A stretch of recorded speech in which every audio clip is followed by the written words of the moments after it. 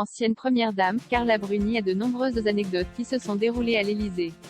En tant qu'épouse du président de la République, la jolie Brune disposait d'un bureau dans l'aile et du palais de l'Élysée, en prolongement des appartements privés ainsi que d'un secrétaire particulier.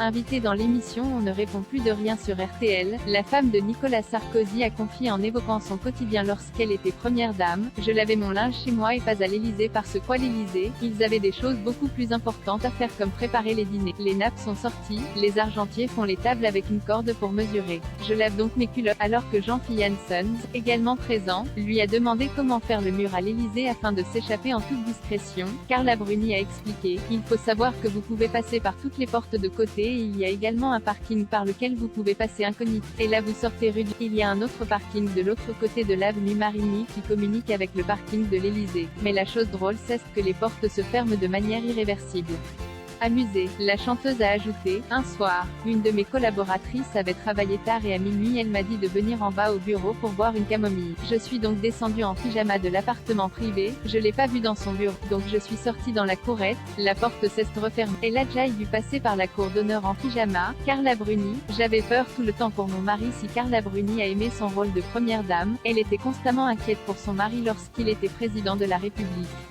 En septembre 2020, c'est sur le plateau de Quotidien que la jolie Brune avait confié: « Le seul mais, c'est que j'avais peur tout le temps en fait.